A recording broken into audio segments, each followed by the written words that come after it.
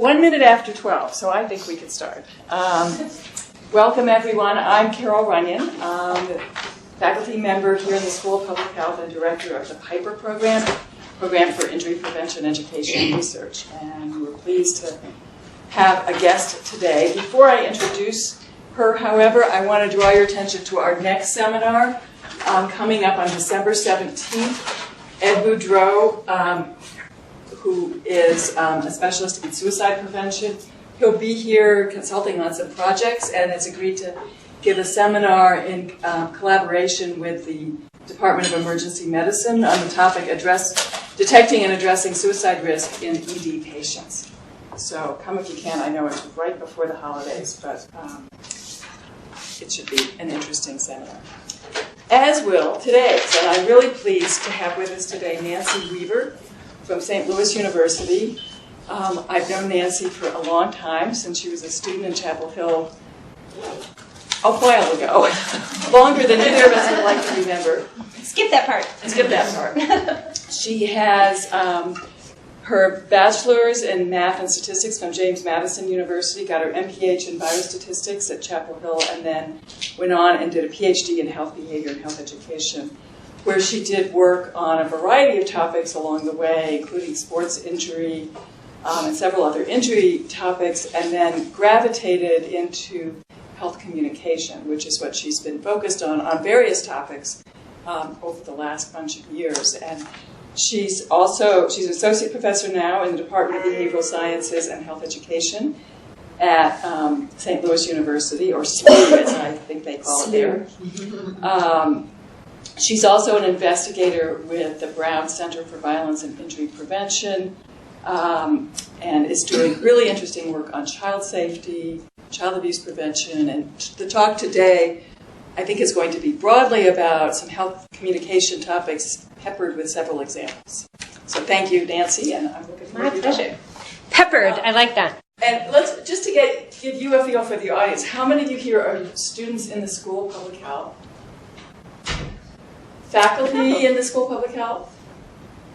Faculty somewhere else? Students somewhere else? Practitioners from outside the university? You're missing a category. I have some of you are practitioners and didn't raise your hand. But okay, is there another category I should have had? Okay, so it's a nice mix. Yes, Children's Hospital. Communications and advocacy. Great. Excellent. What a swath. Yeah. So, and Nancy, let us know. This will be videotaped. So please repeat any questions so they get caught on the videotape. And you decide if you want questions along the way or at the end. Okay.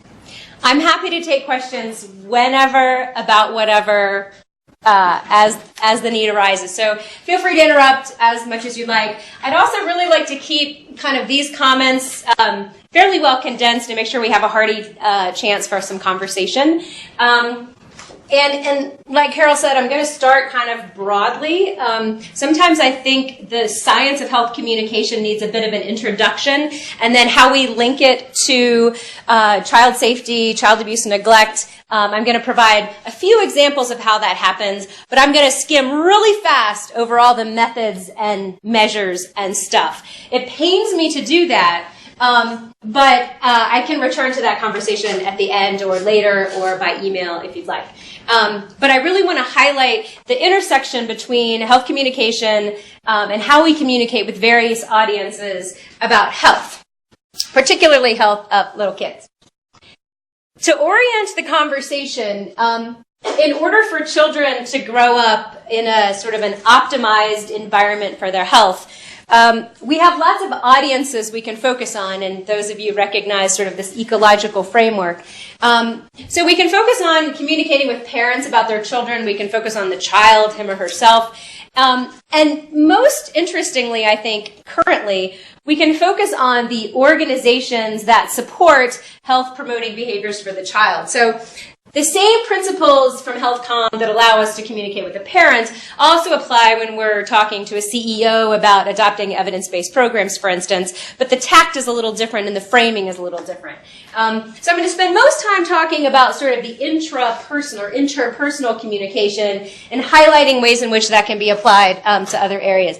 And Pat, thank you for blocking this thing down, because I already tell I would have tripped over it like 12 times. At the time, I was like, why is he taping that down? And now I know exactly why you were taping that down. So health communication is the science of how we communicate with people about their health. And it's been highlighted recently and not so recently in terms of health literacy. How do we create messaging and materials that people can understand so that they're making good decisions about their health? But it's been around for a while, and it's not unlike other kinds of marketing. I happened to be in a cab coming to the hotel last night with a woman who works for a flatbread company, and she was doing focus groups on how people cook with flatbreads. And I thought, that's exactly what we do. So we had this interesting cab ride about flatbread. So it's not something that's uncommon to any of us. We see it all the time. But public health tends to get the short shrift when it comes to some of those topics. The big pieces then are this audience research. It is fruitless for us to launch into any kind of communication before we really understand our audience. And most importantly, we need to understand what our audience values. And this is kind of the take-home lesson today, so I thought I'd start with it and then maybe wrap around later to re-emphasize this. We all behave in ways that are consistent with what we value. And if we're communication scientists and we're trying to persuade somebody to do something, we need to make sure we frame what it is we want them to do in terms of what they value. And if we fail to do that, we get like the no, that's not me kind of thing. So the biggest take-home lesson here is, anytime you want anybody to do anything, you got to know what it is that's going to really push their buttons. And so values really underlay some of the science of what it is that we do. Every industry in the world has done this really well. They've got huge R&D departments that do this. You know, early on, the car ads were all about like the car and how many wheels it had and what the engine capacity was and the gas capacity was. And then they said, no, all those details about the car are not going to sell this car. What's going to sell the car is if we have this sexy Matthew McConaughey or we have these scantily clad women laying on the hoods of cars, because men value sex appeal and power and all these things. So we tapped our purchasing patterns into what people value. They value ease of purchase. They value CarMax. And even lately, you see that this has happened with Hyundai. Have you seen this commercial? This was like 2014. This is a commercial about this dad, right? So the dad's doing all these things to keep his kids safe through the years. And when his dad can't be there, Hyundai's there. Right? So this is predicated on the notion that we know this dad values being a really good dad. And this dad's going to buy that car for his kid because if he can't be there, Hyundai's going to be there. So we need to do a better job about that in public health, and when we keep our kids safe, and when we talk to parents and CEOs and hospital administrators. I feel like I'm talking to a hospital administrator right now, so I have to be careful. But the objective then is, how do we break through this chaos, right? Social media. I mean, I now have to talk to my kids about like taking screens and extracting them from their lives, right? So we live in a media environment that is saturated with messages that say, do this, buy me, buy that. And so how in the world can we take our little health message, like I think it was like a little anthropomorphized point guard or something, to dribble through all the chaos and deliver an impactful message of a health promoting material. So we have, luckily, a science base that allows us to do that. Some of it is artistic, but a lot of it is the science of how we communicate, to really clearly highlight our message in the sea of input that's coming at all of us all the time, constantly. And that's done by creating an effective message strategy. We have to figure out who the credible people are to deliver the message. We have to figure out how we can clearly and consistently deliver that message and how we can be persuasive. And all of these things are empirical questions that those of you studying communication sciences and health communication specifically really are trained to address. You know, so early in the cancer world, we studied, do women want to get a mammography to make sure their breasts are healthy? Or would women want to get a mammography to see if they had cancer? It's the same thing. We want women to get a mammography. But are they more likely to be persuaded depending on how we ask them to do that? We get graduate students in psychology that can help us understand that, right? They've been peppering the psychometric literature for a while. So these are empirical questions that health communication can help us ask. The objective of that, this sort of effective message strategy, sort of the second take-home point, is anytime we're communicating with anybody, the biggest thing we have to do, our sole objective, is to make that communication relevant. You know, I'm sure, like, when I travel, I go into those little, where you grab your bottle of water and your M&Ms or whatever. I actually passed on M&Ms yesterday, and I was so proud of myself, and I had my Altoids in my water, so I get props. But anyway, and you look at all the magazines, right? And I'm looking at all the magazines, and I'm looking for the ones that I might purchase. And I'm not going to purchase things that are not relevant to me. Even the things that I'm a working mom, but I never buy Working Mom magazine, ever. Just like on principle, I don't know why. But I don't buy any of the guy stuff. I don't buy any of the car things. I don't buy any of the house things. Sometimes I buy, like, recipe books or something, right? So the biggest objective is to make sure that when we communicate with anybody, they perceive our communication as relevant. So how the heck do we do that? Relevance can take many forms. Relevance can be, I want my mom to use a car seat for her kid. I want my dad to read. I want to look at evidence-based programs. I can talk with lawmakers about proposing legislation.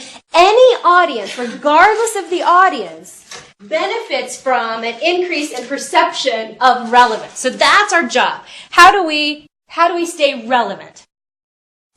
So with that as sort of a backdrop, what I wanted to do is talk to you about some of the projects I've been working on and how exactly I have created relevance, and then a bit about what that buys me in terms of behavioral impact.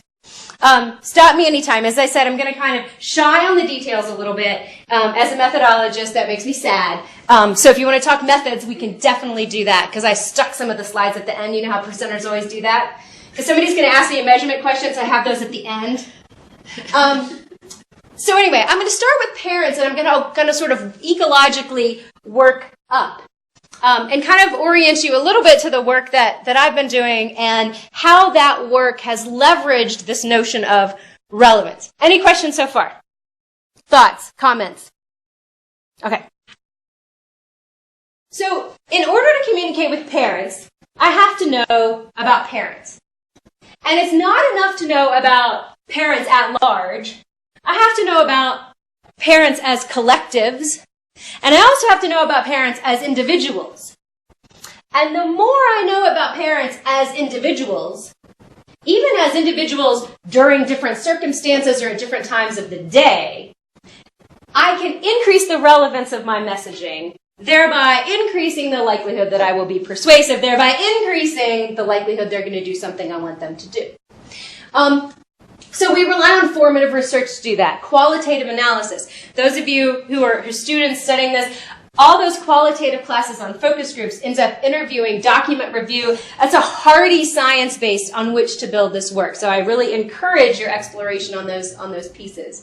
And specifically what I'm interested in is how we convince parents that they should use safety devices where appropriate, that they should supervise their children as appropriate, that they should parent in a positive way. And I have this burgeoning, blossoming, whatever, nice word there, interest in public maltreatment. Hospitals are increasingly developing no-hit zones and adopting kind of policy and programmatic interventions to address that. Fascinating field. So I think that in general, that's also on my list to be tackling, if any of you want to talk about sort of the bystander models for how we do that.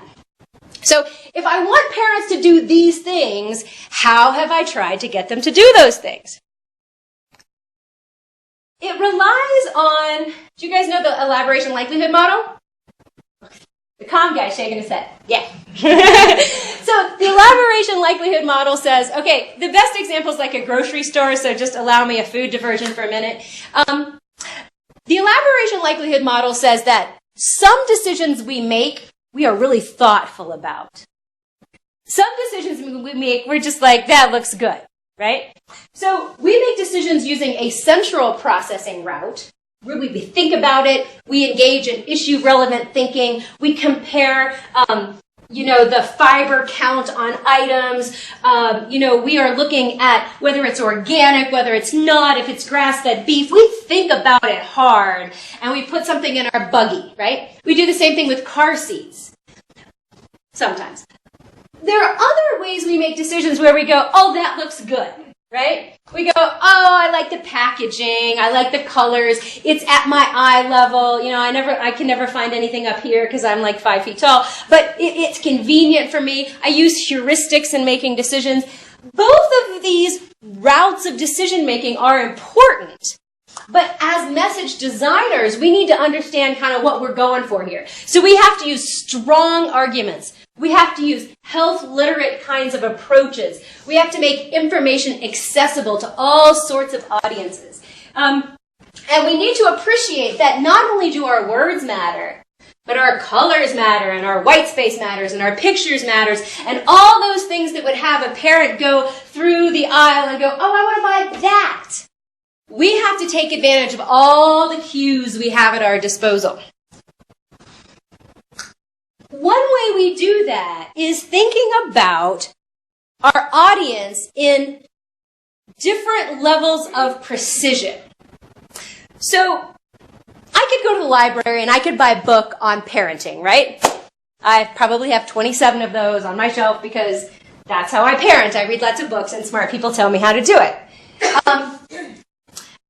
And that book on parenting is going to be very generic. It's going to be a book that most people could pick up and flip through and find something useful, right? Is that relevant to me? Maybe, maybe not. If I go one step further and I target a particular group, there might be a book, say, Parenting for Teenage Moms, Parenting When You're Divorced, Parenting for Moms of Teenagers, right? And it's targeting a subgroup of people that have common needs for information. So that's called targeting. And that book is a little bit more relevant to me than the generic book. And so I might attend to it a little bit more, right? I also have tailored information. How many of you have been hanging out on Facebook? Well, this is kind of a younger crowd than Facebook. But, okay, Instagram or what's that new thing? No, Snapchat. I know Snapchat. Tumblr. My daughter's all about Tumblr these days. I don't know why. But she's hanging out on one of her, social media sites. And all of a sudden, scrolling down here are like the shoes that she looked at 5 sites ago yesterday to put on her Christmas list. Like, how did Tumblr know to populate its sidebar with something my daughter had looked at a couple of days ago? Well, it knows every single click that she has made. It knows how long those boots have stayed in her inbox. It knows whether she went to the boots and then went to the other place to look for boots. It tracks everything about her. So the likelihood that she's going to buy those boots is going up. The more tailored the social media interface becomes. Because she's going, oh yeah, those boots. I mean, it didn't give her ads for diapers or ads for cars or ads for senior living. It gave her ads for the boots she looked at 2 days ago. And she's like, Mom, I have these boots on my Christmas list. I'm like, okay, fine, I got the boots. But that's tailoring, and our marketing world has done a really good job of that. In fact, there's a new kind of new line of thinking called the long tail. Have you heard of the long tail? It used to be that when we built something, we wanted to appeal to the center of the curve, right? Because you know from the center of the curve, normal distribution, 95% of the observations are within a standard deviation, la, la, la. And so when you're selling something and you're in a brick and mortar store, you've got a certain amount of real estate and you want to put in it what the most people will buy. So your returns are high, right? Well, as it turns out, with online shopping, online programming, online tailoring, online educational programs, we can get very specific with what we give people. We don't have a confined real estate with which to work. We have the online webosphere in which to work.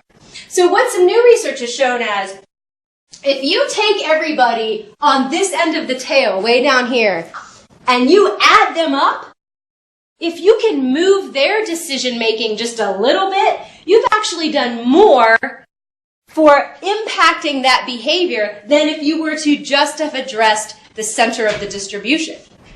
Because what is now possible is addressing the needs in very, very small granular levels of all these people down here who I want the black shoes, but I want the low heel, I want the zipper on the side. You know, before you went to the store, you got your black boots. Now you can you can customize your Nike shoes. You know that, right? You can get anything you want. So the analogy to maternal and child health in general, is as we're designing programs, we can design programs that exactly meet the needs of our parents. I mean, how cool is that, right? We just need to leverage what we already know about parents. And in this day and age of big data, we know a heck of a lot, right? So we want to play in this space. We want to play in this space where we are increasing specificity, thereby increasing relevance and examining this likelihood of behavior change at very low cost. And it's likely that we'll have big impacts in doing that. Okay, that's HealthCom for you. I'm sure all of you have seen this picture. This is the new picture of parents or of children who enter the foster care system through various, reporting decisions and then treatment services. So I want to move a little bit. I'm going to take the discussion toward this child abuse and neglect area and talk about how we've designed messaging to address that. So the way we did that is based upon loosely the protective factors framework as a starting point. If we're going to communicate with parents so that they become more effective parents and are less likely to maltreat their children, our communication objective is to increase these 5 factors. We want to get parents to do these things. So can we communicate in such a way that parents are more likely to do those things? Right? So back to the generic idea. We could give them a book about how to be a good parent. We could talk to them about their specifics, Or we could give them something that says, hey, Nancy, your 15-year-old daughter is driving you crazy because she's learning how to drive and she's testing limits. And I go, you know me so well. And you read more. And then it says, don't worry, it's developmentally appropriate. And I go, oh, thank God. Just don't raise your voice. And I'm like, oh, okay. You're telling me how to navigate a potentially stressful situation. So how can I connect these 2 ideas? Protective factors framework, relevance, targeting, tailoring. How do I bring those couple of things together? Well, we've done this through a project called Rise Up. And Rise Up is, we pilot tested it with a group of African-American, predominantly, parents in one of our low-income clinics in St. Louis. And our objective was to develop a tailored program or media system that would provide highly relevant information to parents in such a way that promoted those outcomes, the positive protectors outcomes.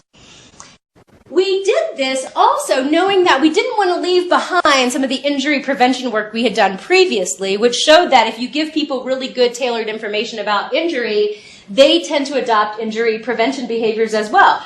So we kind of took this antecedent idea and we said, if we help parents become more equipped to parent, does that do something to their abuse and neglect risk? And does it also do something to their unintentional and injury risk?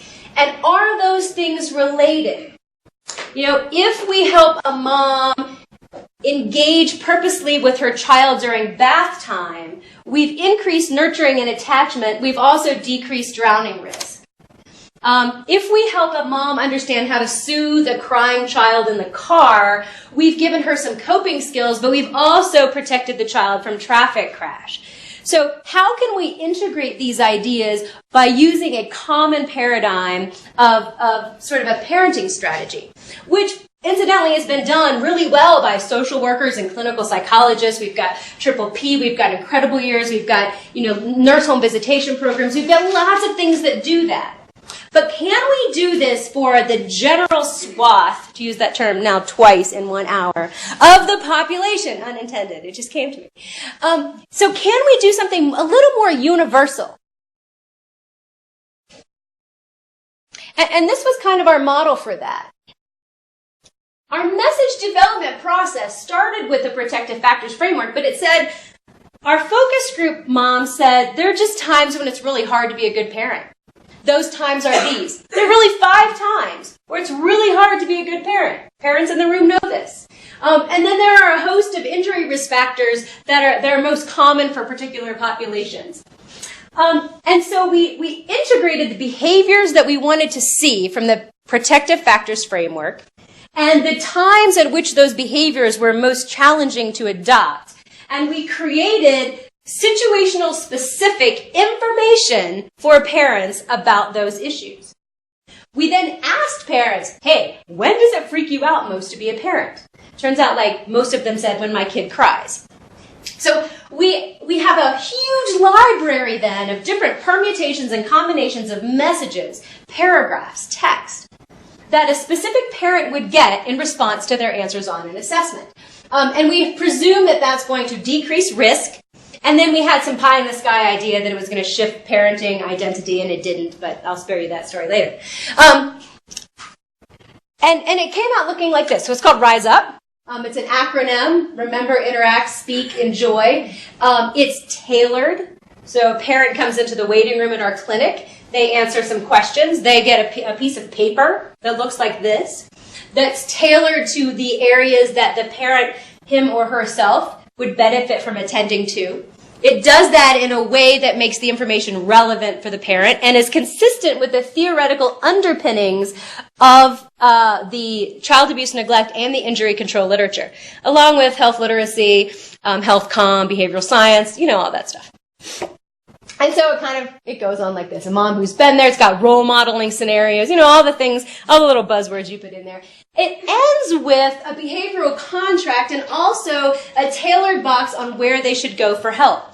So if a parent ends up needing a smoke detector, it will tailor whatever community you happen to be in. It's going to tailor information for that parent so they know where to go for a smoke detector. Now, this concrete support box, while it's a protective factors construct, sadly, the availability of concrete supports is going down. I'm working with a woman in North Carolina. I said, what do you want us to put in this box? And she goes, I don't know. So, there are some issues there linking services through print media and how we evaluate that component of the referral chain. But that's a story for another day. So we then evaluated this.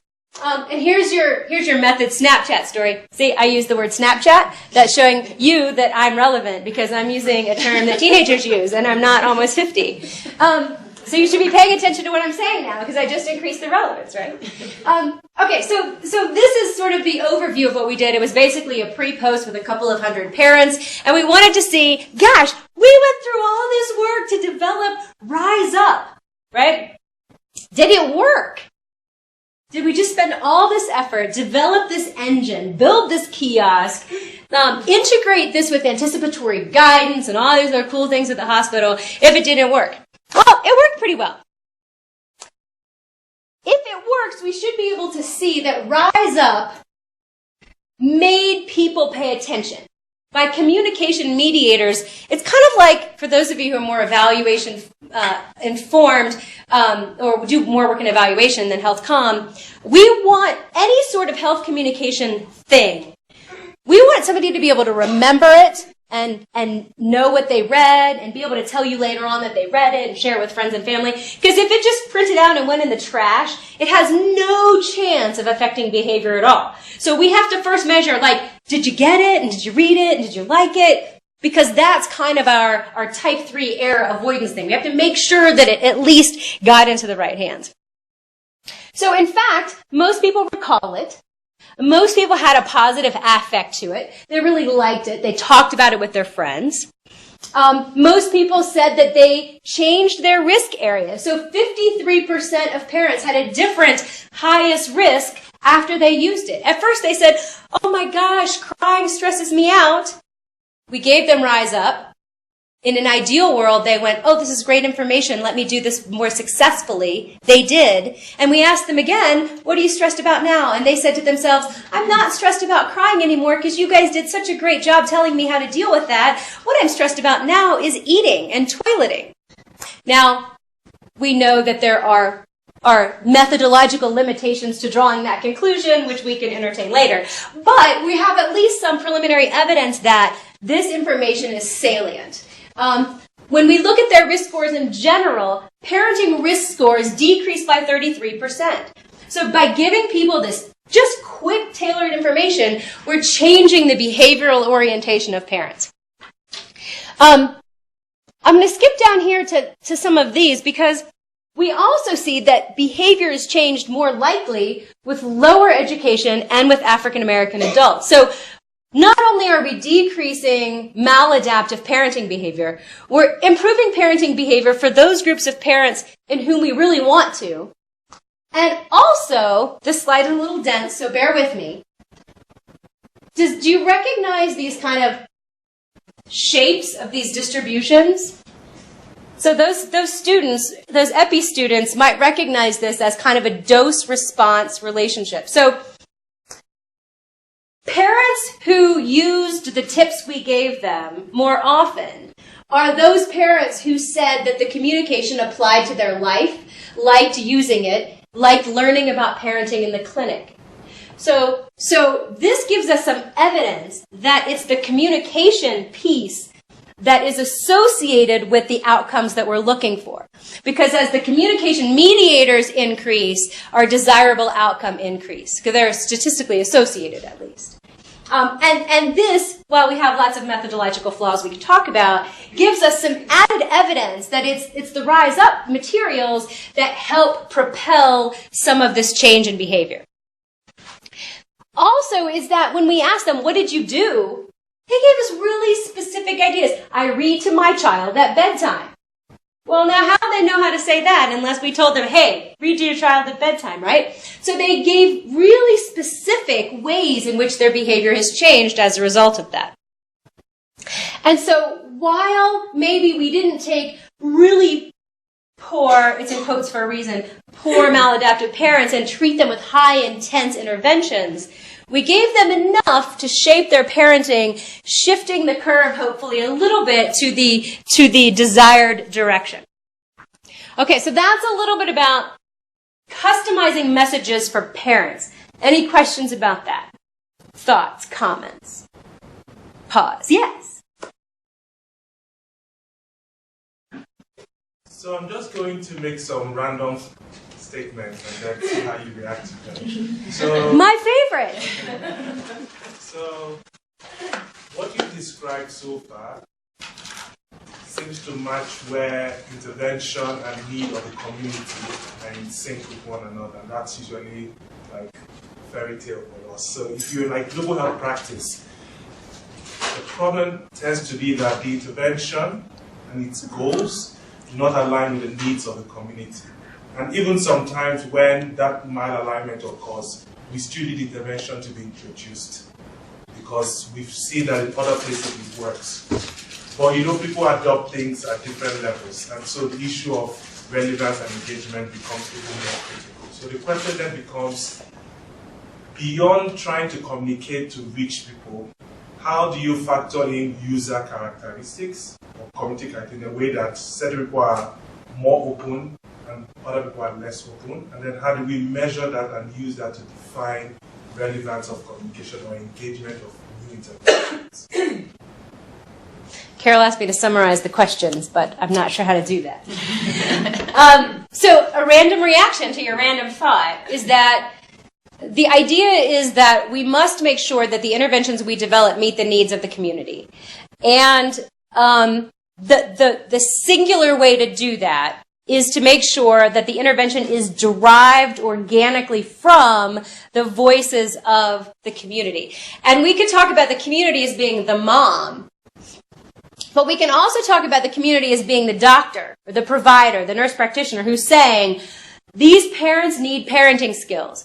I can't send them over here to this referred service because they don't meet the criteria for that, but they need I need to spend half an hour with these parents talking about parenting. That's time I don't have. So the pediatrician needs something like this. So this fills that need of the pediatrician. It also fills the need of the community in that we conducted fairly extensive formative research with the community. We said, when you come to the pediatrician's office, do you want to get this information? They said, yes. We said, what do you want to hear about? What do you struggle with? How do you want to hear this information? Do you want to text? Do you want print material? Do you want it to come from a doctor? Do you want it to come from a grandmother? Who are your credible sources? What does this need to look like?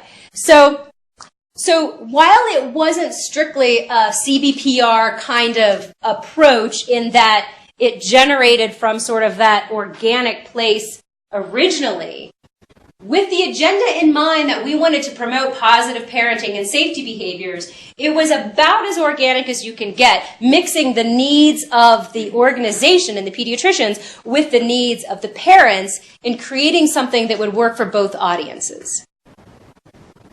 How'd I do? Okay. we can talk about that in a minute. I think that's a really good idea. And I'll circle back to that because the risk of not doing that is the children's hospitals, they're going to be like, you want us to do what? And then my cool Rise Up intervention is going to be like, oh, do you remember back in like 2015 when this Weaver chick talked about Rise Up? Where'd that go? I don't know. And, right? So what's the point of having done this work if people aren't going to be using the products that we've shown to be beneficial, right? So that engagement piece at the organizational level is a lovely little segue here. Who uses these things, right? And we all know that there's always like a champion, right? There's always somebody who really pushes something forward. But in the absence of a champion, how do I communicate with my children's hospital folks that this might be something they should consider? I want them to think about evidence-based programming at a population level. When they've been thinking about evidence-based practice at the clinical level, you know, what kind of clinical protocols to adopt. But have we oriented the industry, the medical home model, the physician training models, to really think about this as a population or community science model? So I want them to think about using guidelines for home visitation programs. We've done some work at Nurses for Newborns that integrate some of this stuff there. I want to think about how we train healthcare providers to think about anticipatory guidance a little differently using some of these models. I want to think really hard about assessing community needs and delivering effective programs to address those needs. Children's hospitals now are, like other not-for-profit hospitals, required to do a community health needs assessment. And they're required to do a community health improvement plan based upon that needs assessment. And I mean, the first slide on every injury talk you ever hear, injury is the leading killer of kids. Injury is the leading killer of kids. But do you know how many hospitals have injury as a high priority topic in their community health needs assessment? In Missouri, out of 100 counties, 4. Right? So I'm kind of going, how do we get these folks down at the other end of the building, which is like the foundations people who are doing their community health needs, to pay attention to the trauma doctors who are going, yoo-hoo! Right? What? Handshake, bridge, talk, collaborate, right? So these are some organizational level things that are important, or that I like to think about. So if you want to think about those with me, you may. And I'm just going to refer quickly to another study, which we did to kind of uncover some of the organizational factors that lead to that. So we did a survey of all children's hospitals in the United States in partnership with the Children's Hospital Association, and we assessed their organizational characteristics that are suggested by the translation and implementation literature to be associated with the adoption of evidence-based programs. That's a very long sentence. And then we gave them all Safe and Sound, which was the precursor to Rise Up. And we had some evidence that it worked. And then we came back later and we go, okay, who did it? Who adopted it? Turns out not very many people did, because their adoption process takes a lot longer than time we had. But we've started to model some of the characteristics that relate to the adoption of this program. This was the website we used, safeandsoundallaround.com. Graduate student thought of that, thank goodness. We did a lot of technical support, continuing education. I did webinars. You know, I can be somewhat convincing, but I don't know. And then we hit this problem.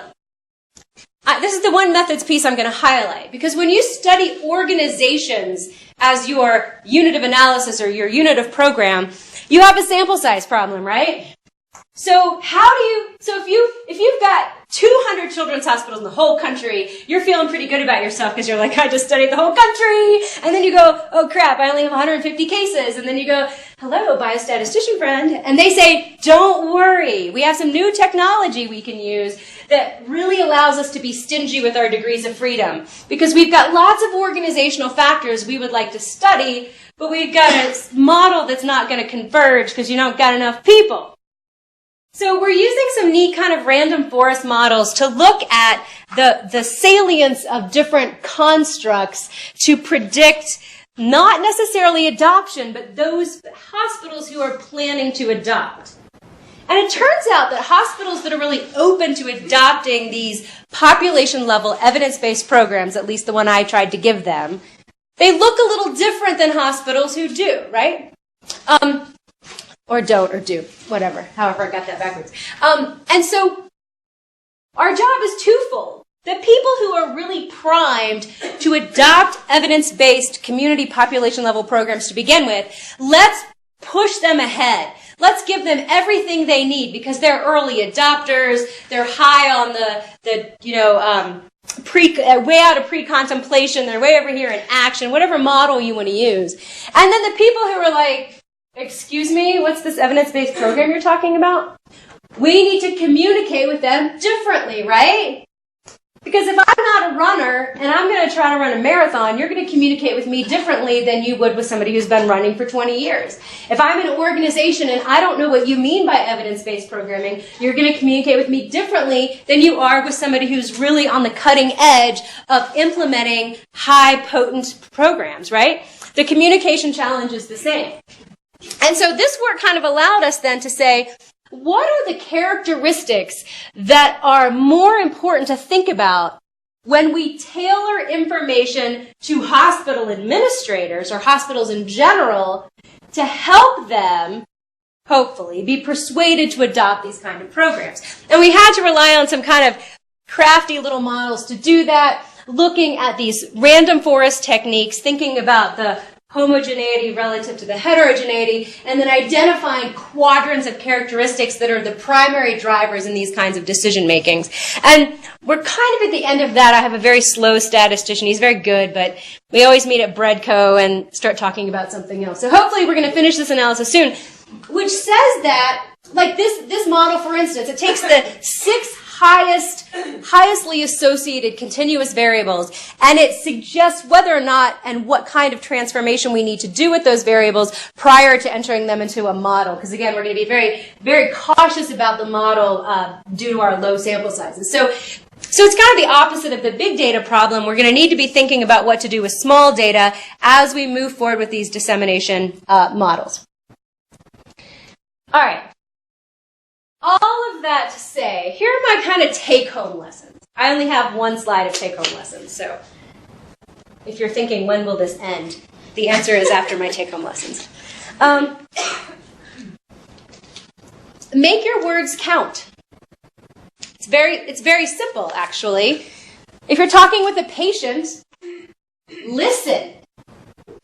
I I have to say that when my daughter started, I knew she was going to start driving, right? So she turned 16 in February, she's going to start driving. And I have this illusion that my whole world is going to change. And I don't know why, but so I decided I needed a hobby. And I took up improv. I'm a statistician turned behavioral science, now I'm doing improv. The key in improv is listening, right? I'm like, hey, maybe this is really more consistent than I thought. But it's listening. It's choosing your words carefully. It's communicating in a way that's persuasive or tells a story. So make your words count. Understand your patients. Understand your population. As much as possible, interact with people in ways that are relevant, that show that you understand and that you listen. Parents want information when they go to their pediatrician. We've always known that they valued this, but now we're really learning that not only is the pediatrician a credible source of information, they expect that the organization, the medical environment, supports their parenting. They're looking for that. It's a safe place to be functioning. So while I'm saying, use my stuff, my parents love it, my hospital administrators go, what does it do for my wait time? And what does it do for my patient satisfaction? So I scratch my head and I say, I didn't measure wait time and I didn't measure patient satisfaction. And then I say to myself, well, that was kind of stupid because I'm not selling my product to my parents. I'm selling the product to the organizations that are going to use this to help my parents. So I better figure out what they value and measure that so I can come back and use that when I frame this argument to the organization, right? So it's thinking creatively about not only does my program work, but what data do I need to support that in other environments? Make a compelling case for community-level injury control programming. We're going to have to do something about this new Affordable Care Act requirement of community improvement plans and how we integrate injury into that. We need a big foothold in that conversation, and we need it fast. Continue to build the scientific foundation. So I ran into some measurement issues. I have ceiling effects. Some of the traditional measures that we use for parenting in high-intensive situations do not work as well in community-level universal applications. So we have some measurement work to do. We need to think about how we use big data, like tailoring based upon what we know from EMRs, small data. We need to think about business models, translation dissemination, collaboration. So really being on the forefront of some of this rather than looking at what the car manufacturers are doing and try to kind of retrofit that. Borrow and build from other places. I learned more from my teenagers and social media and hashtags than from anywhere else, and we can leverage that. And lastly, I would say move fast, faster than you are comfortable moving. But do it in a way that stays really grounded in the voice of who you're trying to work with and assist, and in a way that's really true to the evidence and the theory. There's a tension often between a community-based organization who's going warp speed and me going, oh, but what about the theory? So there's got to be a way that we do that collaboratively and together. So move fast, but keep your toe where your toe needs to stay. Academic collaborators are many, and organizational partnerships are many, and that's what I got for today.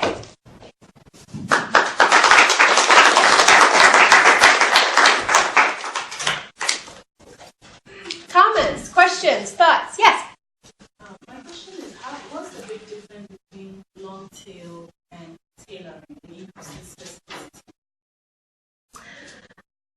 The long tail simply refers to the idea that when you back up. The long tail is simply an extension of tailoring that considers more variables, right? So I can tailor on gender, race, and age, but the long tail suggests that if I tailor on gender, race, and age, and what I had for breakfast in the morning, and how much money I spent at the grocery store, and how old my children are, et cetera, et cetera, et cetera, I really increase my ability to meet the need of my audience. So the long tail is just an extreme extension of the granularity of messaging we can provide. That's more of like specific individual characteristics. Yes, yes, yes. You do a kind of a cost analysis in a way of the long tail tailoring, or is going specific, and what is the input that you have to give, or the effort that you have to put, and the value that you get in terms of output? Have you? I haven't with these products. I've not done any cost analysis at all, because there are two reasons. One is that the case for tailoring has been pretty well established, mostly in early work on fruits and vegetable consumptions and physical activity, and some in cancer prevention, kind of screening behaviors. But we do need that a little bit because the diffusion of innovation model suggests that we have to highlight its relative advantage. So the problem with these kind of products is there's nothing really to compare it to, except for like the big wall of brochures that maybe a pediatrician or a healthcare provider has at their clinic, where you go, oh, that looks interesting, I'm going to take a brochure on breastfeeding, and that looks interesting, I'm going to take a brochure here. So the comparison is a little false, so to speak. But it's generally considered a very low-cost intervention. When I'm working with communities to adopt something like this, they need a computer, they need a printer, and they need an internet connection. So in general, the cost model should be pretty simple if organizations want to think about sort of what those direct costs are. At that end, but on the other end, you need to have a system and a huge repository. Oh yeah, like building this in the first place? Yeah. And No. you need to keep it up to date. Right, and that's why I put on here like the small business models, because you know the way we're funded to sort of do a project and then launch a product. But we have found your point is really well taken, because what's the business model that supports the continuing upkeep of that, the technical assistance, all those kinds of things? That's where I think expansion into kind of a small business model makes a little bit of sense. Because it is a very dynamic product. Things change all the time. The AAP came out right when we finished this and said, no, children under 2 years old need to be rear-facing in the back seat. And we're like, seriously? So I think you're exactly right. The upkeep is something we haven't really thought as much about. Yeah, I want to, since I already monopolized, want to add to that is also, I don't know if you talk about dosage, but longitudinally, because this is so new, I don't think that you have done a study longitudinally about the effect. But what is the dosage or the intervention that you have to keep doing in order for this to sustain? Not only what's the dosage of this, but could you do something else? You know, I was talking earlier with a colleague over in the Chem Center. Could you extract some of this messaging and use parts of it? You know, so the T&D folks talk about what are the active ingredients. Like, do you need to have a 4-page Rise Up printout? Or if I text you or tweet you or deliver you content in some other way, is that a sufficient dosage? I don't know about that either. That's kind of new territory. So we've tested some of that, like in our home visitation models and through some other systems. But those are outstanding questions that really the communication sciences and other disciplines could help answer for sure.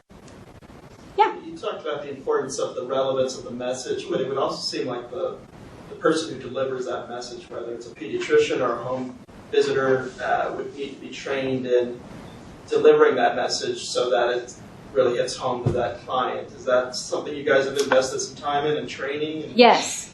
Or reinforcing that message. So what happens is when they get this printout, a colleague of mine in Wisconsin, she calls this a health risk assessment. Then she's able to bill for it.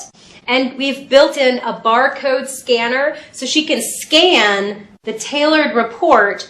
They take the scanned tailored report to their safety center. They purchase the things indicated by the report, and then she can track them through ED visits to see if they come in for things that might have been preventable or not. So that system is important. And what we find with pediatricians, 2 things. Pediatricians don't make decisions about talking to parents by first assessing parent need.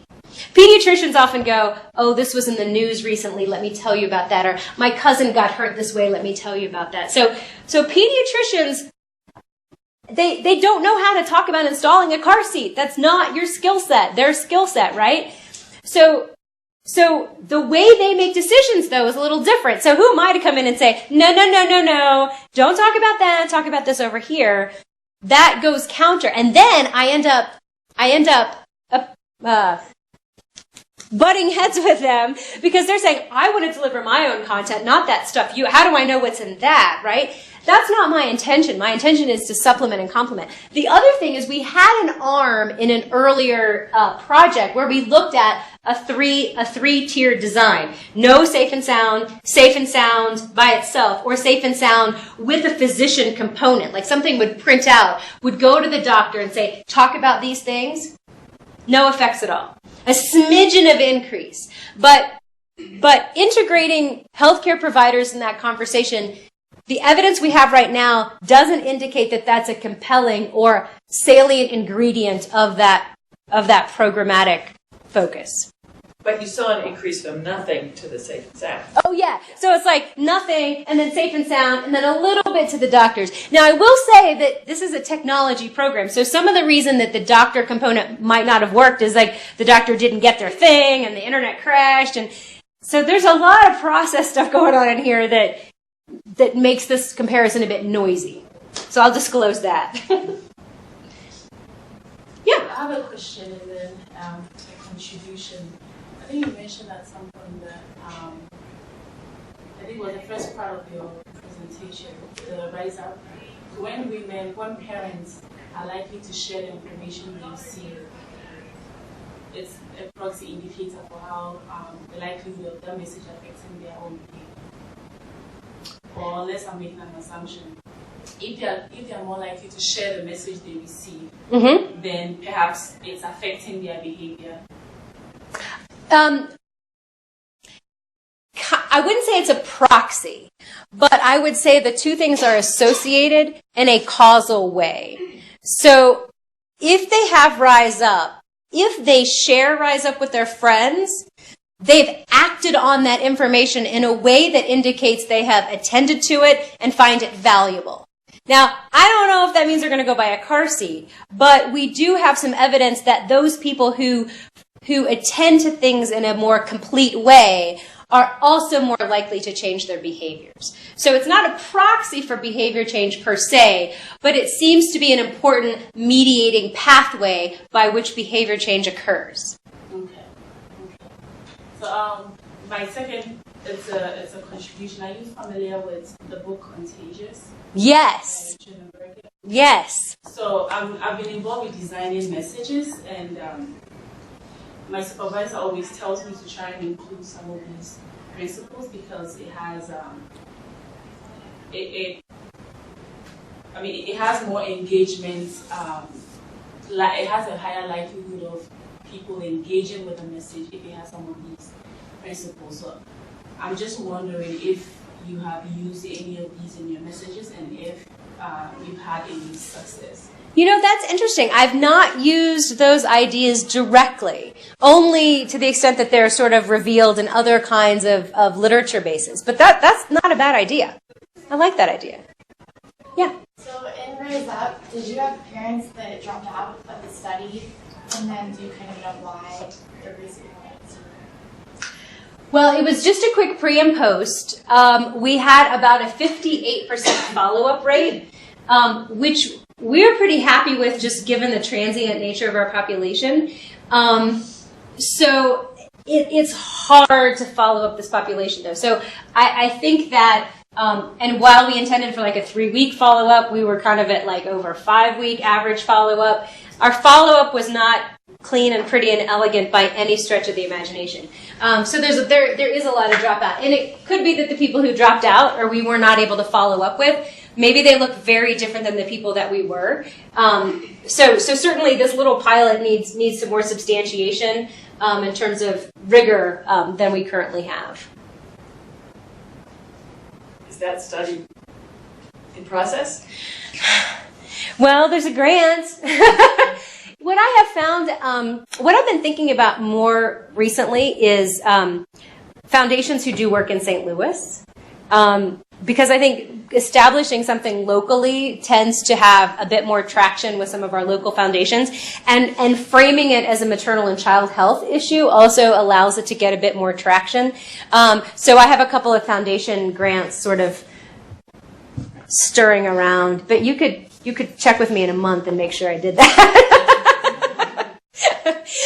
But yeah, it's exciting. So the question is how we build that testing into other things, or how we add some rigor to those components, and how much homework we need to do. Our measures on parenting identity, for instance, they were all like 4.8, 4.9 out of 5 if you use Likert scales, which have been substantiated in previous literature but did not work at all in this population. So, I kind of scratched my head thinking, should I spend some time doing some measurement development work, and where does that happen, so that we have more sensitive indicators when we do our impact evaluation. So I think there are a couple of avenues that can develop in tandem to move that along. Other I thoughts? think we have time for maybe one more question before we have to pick up the room. One more question. Well, thank you guys for inviting me. I'll ask one more. Oh, sorry. What about, have you done any work where the target is policy change? The only work I've done on policy change is a project looking at tobacco control and the types of arguments that legislators value for tobacco control, and how those are different depending on the political structure of the area.